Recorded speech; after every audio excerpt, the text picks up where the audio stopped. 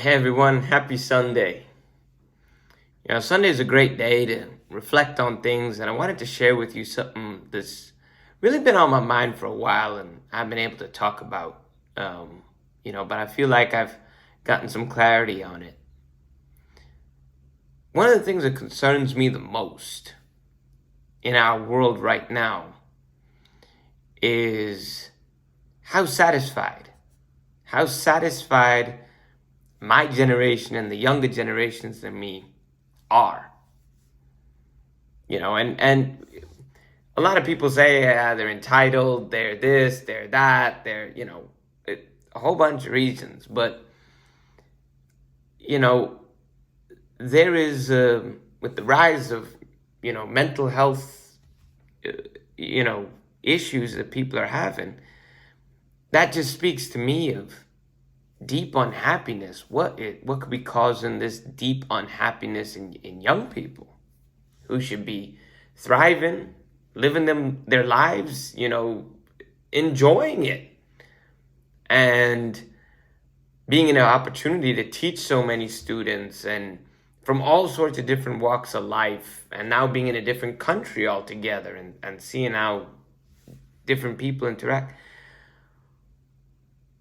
Misery is pretty ubiquitous, unfortunately. And if we don't start taking it seriously and just stop with the name calling and saying people are entitled and they're this and they're that and they're stuck up and they're spoiled and they're all these things, doesn't help anybody. It doesn't help. And for me, what I'm going to tackle in this video is hopefully something that'll help. Hopefully. Wages and money is one aspect. People who are experiencing, family members and so on in war-torn places and worried about the safety in the world, it's huge factors. And I can't do much about that on my own. It's something that's going to take a collective and a lot of understanding. But I don't think we're in the right mindset to even be having these conversations yet. If we are unhappy in our own lives, how are we going to find happiness and peace resolutions for people in Ukraine or Gaza or wherever in the world people are suffering? How are we going to help them if we are not first at peace with our own selves?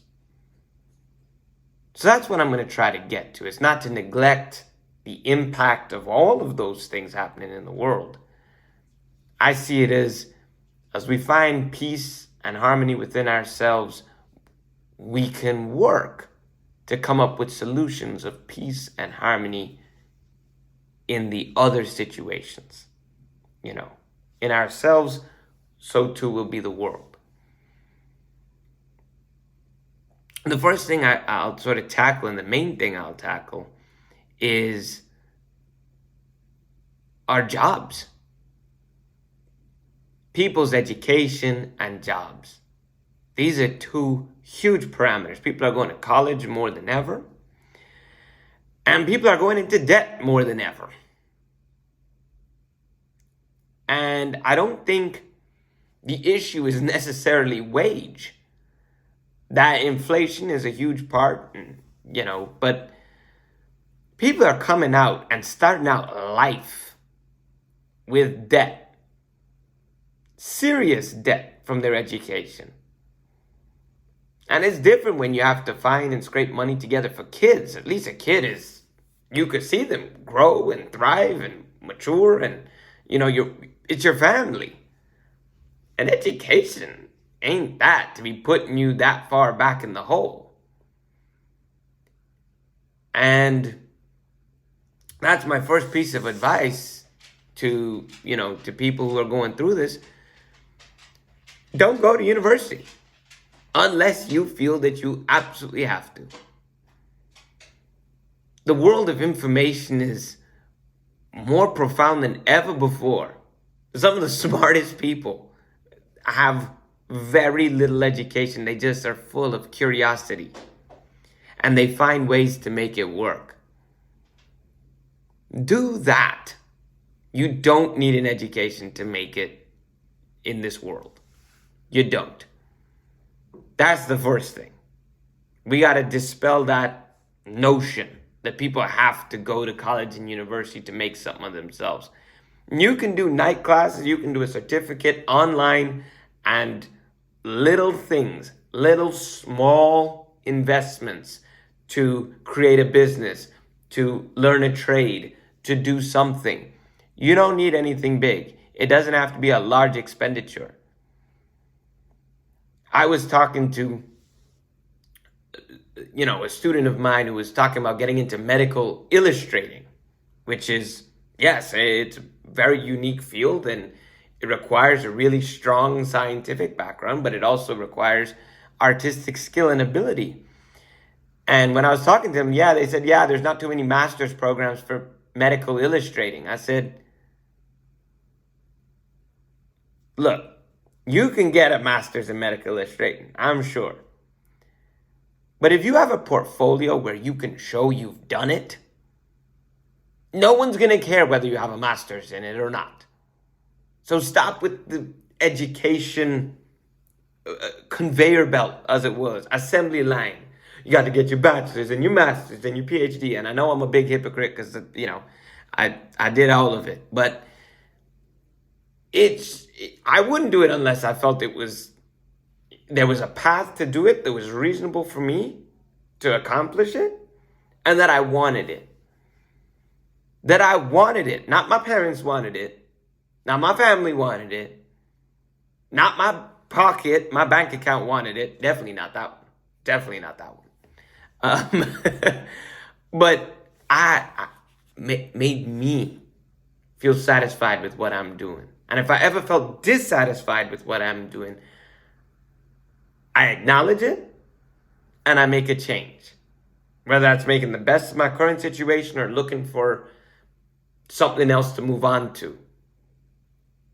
Right? That's how I dealt with it. So my first bit to share with people, you do not need an education. You do not. A formal, finish high school, graduate high school. That's good. And that's free in pretty much every country that I know of. Okay? It's free. Do that. All right? And then really consider, make that choice. Now, have a plan. Just don't say, I'm not going to college or university and I'm going to see what works out for me.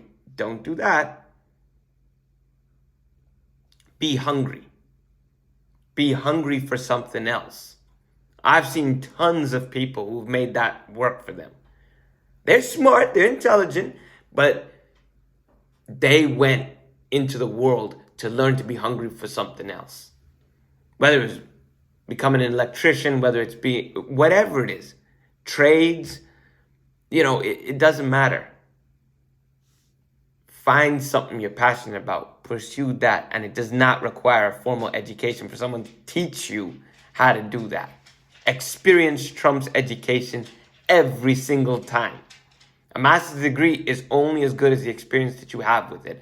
Same thing with a PhD. Those things do not just secure you jobs. Your experience, your network, all of those things, that's what comes into play at the end of the day, which is no different than someone who has no college degree whatsoever. So that's thing number one. Thing number two hit home to me. That's for people who are looking for jobs. What happens to people who are already in jobs? Already in positions? And it's not easy. It's not easy to go every day and be unhappy with where you're going to. And whether you work in the banking industry, healthcare, education, whatever, it's a major issue that people are facing. And no more than in research, scientific research especially. Grad students and postdocs are more miserable than ever before, man. All right? Really, really, really miserable. And these are people at the high end of education. and they are miserable. And for those who are PIs, principal investigators, scientists, professors at universities, I aspire to do that. No other grad student or postdoc that I have met also aspires to do the same. I am the only one. And if you work at a university, that should scare you to your core. Your longevity aren't your grants, your publications. It's you providing a good future for your field, one that will lead to that next great discovery. And if you're not doing that, you're not inspiring people to do that, you're failing at your most essential job. I'm very fortunate to have found the inspiring people I've had the pleasure to call mentors and continue to call mentors. And yes, some of it comes down to us as individuals. But let me talk about my field a little bit, because I think it applies to anyone else. We have bosses. We don't have leaders. We have PIs, we have deans, we have department chairs, but we don't have leaders. We have vice presidents, we have presidents of universities and countries. We don't have leaders. The world needs leaders. Leaders inspire, bosses don't. And there's so many ways you can inspire people. So many ways to inspire people. You talk about some of the great research professors, great researchers who are professors at university. They don't even teach a class. And to me, what? I get it, you're busy. I get it, travel's the thing. And you got to present at conferences and you got to write grants and you got to do it. But as I said, I don't see how the most essential part of any researcher's job is not inspiring the next generation of researchers. How that isn't a significant portion of importance to us doesn't make any sense to me. Teach a class. It could be a summer seminar. I don't care, man. It could be online. I don't care. If undergraduate students do not have access to you and they got into a great university, why not? Why not? Why shouldn't you want to make yourself accessible to them? And you don't have to go through heck, your teaching assistant's going to do most of the work for you anyways. What's holding you back from just standing up in front of a room and talking for an hour or two, twice a week?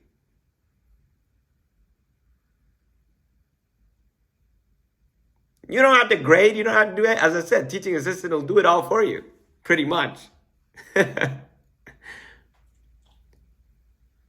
That's important. That's leadership. And biomedical research is tough. It's a grind every single day to make very small incremental progress towards something. And there's two factions I'm going to take of this. One, the first I'm going to tackle is, I think a lot of the research we do is too incremental now at this point. I get it. Science is a process that layers on top of itself, right? But man, these layers are getting thinner and thinner and thinner every single year, while our technologies, our techniques, our knowledge is only getting more and more and more. And to me, that makes no sense. How are we finding it harder in the case of neuroscience, to innovate in the field of neurodegenerative disease, autism, epilepsy, you know, how? Mental health, addiction. How is it that we're not having breakthroughs with the process when people are winning Nobel Prizes left, right, and center with great techniques that we cannot take and apply to help people?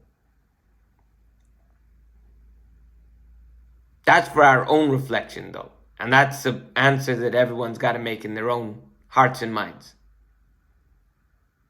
But you talk about inspiration for your postdocs and grad students, they feel that. So you can get NIH grants, European Research Council grants, you can get whatever you want, and it could be millions and millions of dollars. And you can get that Science and Nature publication and be like, bang! But at the end of the day, in your discussion section, in your grant application, this has implications for, a therapy for autism. This may have impact in the field of neurodegenerative disease. We hide behind these words. This is related to, these are all language that I have used and y'all have used. And we hide behind it. And as I said, that's not different to any field. We all have the words that we hide behind when students ask us questions as students, as teachers. There's the words, oh yeah, that's out of my hands. That's, upper administration. Upper administration. Who the heck is upper administration? Okay? And we appointed that upper administration. We allowed that to happen. It's on us. Okay? Oh, the executive, the board said, this. Look, sometimes that's real talk. But when that's our only talk, that's a problem. That's a big problem. Because postdocs, grad students, employees, whatever, the people working for you, it doesn't pass their smell test. And they know how full of something that it is. I'm trying to keep this on the up and up. I'm trying to keep it clean. But they know how empty, how hollow those words are. And that's not inspiring anybody. That's discouraging people. So one area of focus I hope we can reflect on, as I said, in all positions, in all fields, what are our approaches and how does it really help people? Does it really help anybody? Okay? That's the first thought. The second thought is, what can we do to inspire people now? What can we do? And that's going to be field specific. And I can't speak to everybody, but I can tell you for dang sure what scientists can do. Don't worry about your grants. Don't worry about paying your grad students more or paying your postdocs more. None of that stuff. I got cheap, free alternatives for you. Best deal you're ever going to get. What's one thing all scientists, chemistry, physicists, ecology, evolution, biomedical scientists, what do we all agree on? What's a consensus that we all share and are fairly passionate about, actually? Climate change. Climate change. We're all on the same page about that. We're all on the same page about that, no matter what field of science you are. That's great. So, to your labs, to your departments, to your students, undergrads, masters, PhD students, postdocs, whatever, Go through your lab and make sure it is the most green it can possibly be. Green's an ugly word. I don't even like that I said that.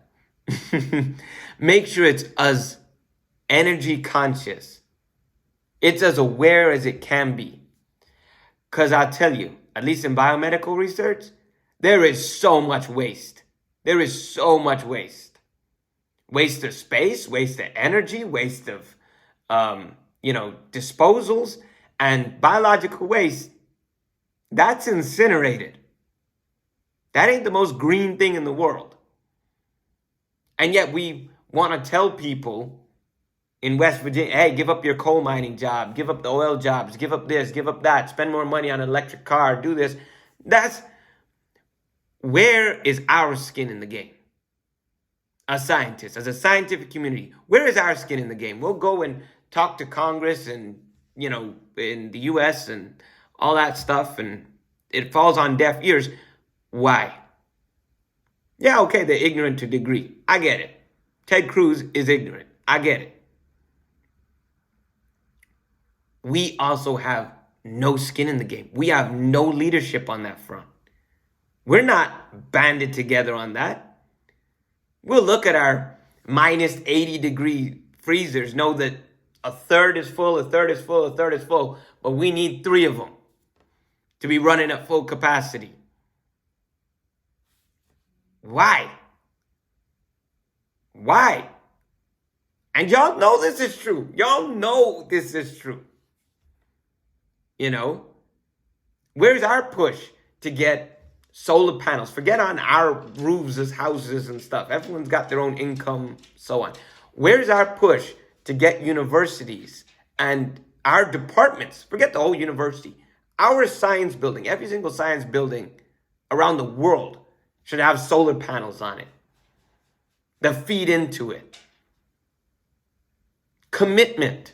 That takes time and that takes planning, but there's 1,000 things. As I said, just eliminating waste goes such a far way, and that can be done tomorrow. That can be done tomorrow in a sensible way. I'm not saying get rid of things that we need. Get rid of the waste. Reduce the waste. And I promise your grad students, your postdocs will jump on board. Take them. Do volunteer work in your communities. You're a Parkinson's lab or Alzheimer's neurodegenerative lab. Every year, go work at go volunteer. Every single full weekend or whatever it is, or just a day. Go volunteer in a long-term care home, right? Or whatever the appropriate word or phrase is for that. I lose track of the words, but you know what I mean. Old people that are far along, they don't even remember who they are. Go do volunteer work there. Take your students and you go do it too. That's free. That don't cost nothing.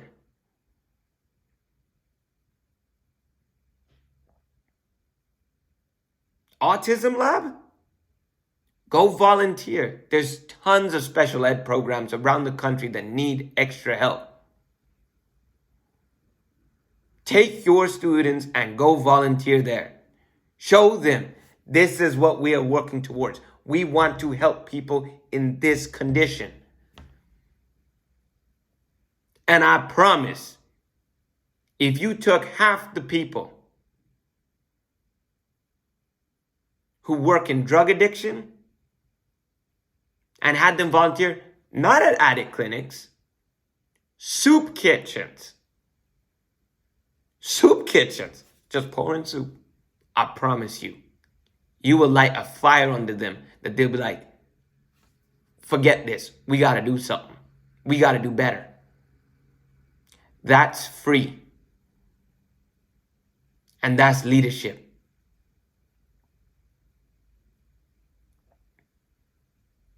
And I am just as much guilty of this stuff as any of you. I am not trying to draw a wall for a second. I will admit to everybody, I am just as guilty as anybody else in this. But I'm going to change it. But I'm going to change it. Come with me. Walk with me while we change it. Because I tell you what, if the civil rights movement did not walk the talk under the threat of physical violence, and when I say physical violence, police beating the snot out of you and dogs biting you in all sorts of places. Jail. That's what they faced. We don't face that in climate change stuff. Come on. It's easier for us. It's easier. Be aware. Create that awareness within your group. Drive them to have the passion that you have. And if you're low on that passion, we all get there.